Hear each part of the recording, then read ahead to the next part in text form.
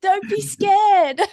I'm not scared. I'm not scared of you, Jen. Look at me. I'm a ray of sunshine. I know, I know.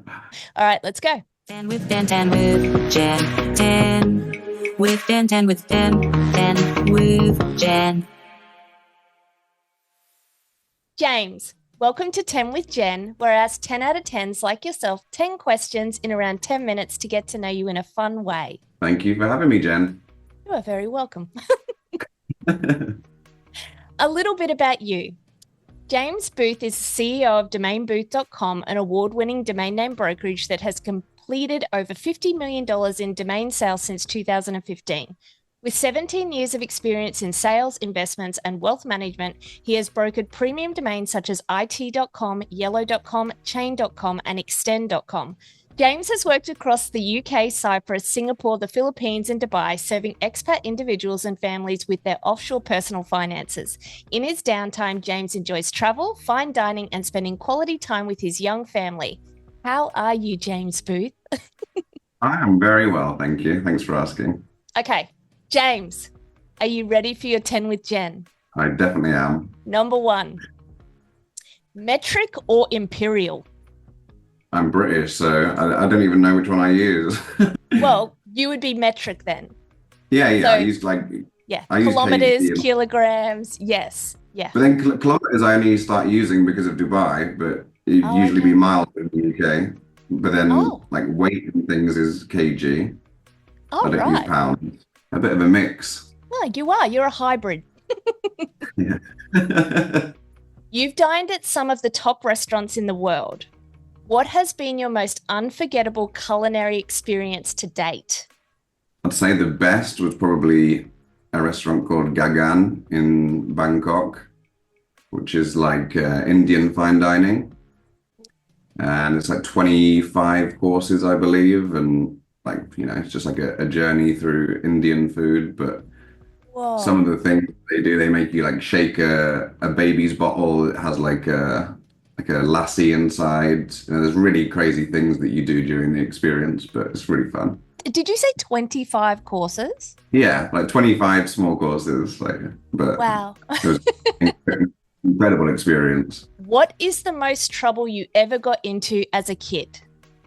So no, it's an interesting one. It was the end of high school, and I was with a couple of friends, and we went, this is like rural England where there is literally nothing to do. We were at a bus stop, uh, and we just got some big metal poles and started knocking all the bricks out of the, the bus stop. Anyway, we thought nothing of it. We just carried on walking around this little village, and then I just remember the police coming around the corner and then arresting me. But they like it wasn't on the record, so it was like they called my mom. Obviously, Mm. got a bollocking. Naughty, naughty, naughty. That's what I got caught for. There's other stories, but we won't go there. Congratulations on becoming a dad. How Thank has this you. monumental life change and everything that comes with it impacted your well-being? Has it been for the better, the worse, or a bit of both? And how are you navigating it all? My little boy is like 10 weeks, 11 weeks now. Uh, like, me and the missus have, we've been very lucky with him. We're both getting decent amounts of sleeps, her less, but in terms of well-being, it's been probably the best experience of my life. Like, the unconditional love is something I don't think you ever feel for anything until you have a child. So yeah, I mean, it's been an incredible sort of 10, 11 weeks. What is the most terrifying animal? For me, if I saw like a huntsman, I would be scared, even though they're not deadly, are they? No, but they will bite you and like it will hurt, but it's not like poisonous or deadly. But yeah, I'm going to go with the huntsman spider if I saw one because Okay. I've never seen one actually. So Maybe I'll catch one for you and bring it over next time. No.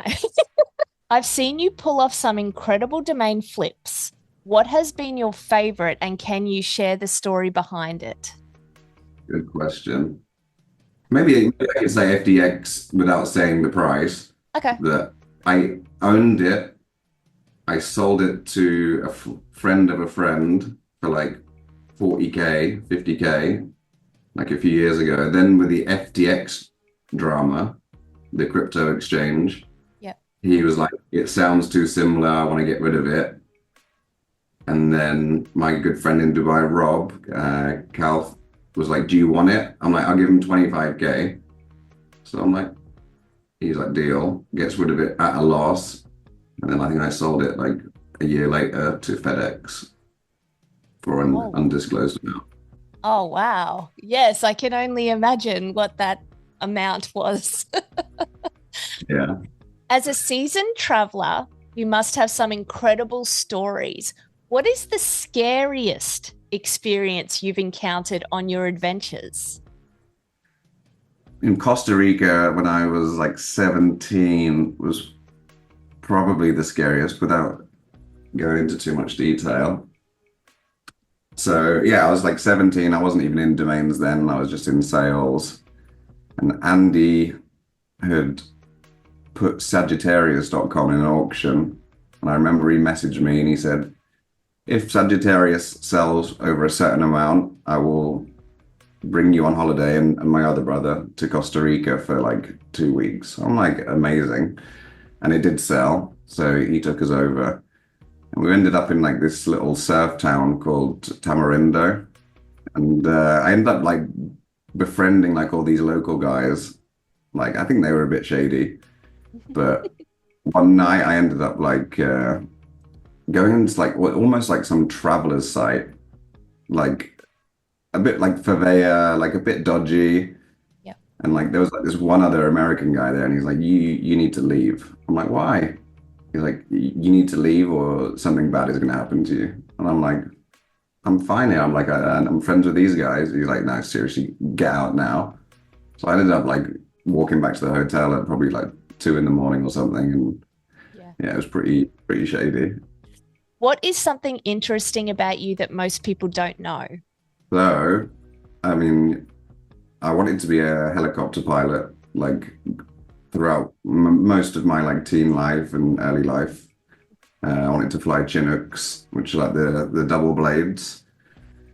But then like looking into it more, I used to have like really bad like allergies and hay fever and living in the UK, like from all the pollen. So like looking into it, they wouldn't. I mean, I'd have to have gone through like so many like rigorous tests anyway to be a pilot in the Air Force, Yeah. but they would have been so difficult with allergies. Oh But wow. my dad is like an ex-fighter pilot in the Air Force, so that's Oh, your kind of dad what, is? yeah. He Oh used wow. to fly Phantoms in the Air Force. Oh, that's so Yeah, cool. That ended is, up getting into sales instead, but probably worked out for the best. did it though? Did it? No. You've miraculously been stranded on Sherpa Island with all the Sherpas, James. Who would you eat first? True. You didn't take a long time to think about that. Yeah, definitely true. Is that strategic? I think it's strategic. I don't think nutrition. I'm not sure, but yeah, he Yeah. would be the one I'd take first. Here we go. This is the last one. This one's a big one. I haven't asked this one to anyone. I'm going to be Okay. really, I don't know. Anyway, we'll go for it. Yeah, let's see. What do you think happens when you die? That's a great question, and actually, I love that question. So I believe that our souls. I mean, it's complex, but I believe that our souls always live on, like the spirit. I think the body is just like a shell. But yeah, I mean, I also like a lot of this simulation theory as well that Andy is into. I do agree with a lot of it, and that is a super interesting theory. But like spiritually wise, I think the soul lives on, whether that's a computer program or not. I don't know. James, thank you so much for your time today. You've now been Tend with Jen. Thank you, Jen. That could also link to like the Matrix, where like you see that future and that we're all just plugged into like this dream world. So it could be like another level Right. of a simulation.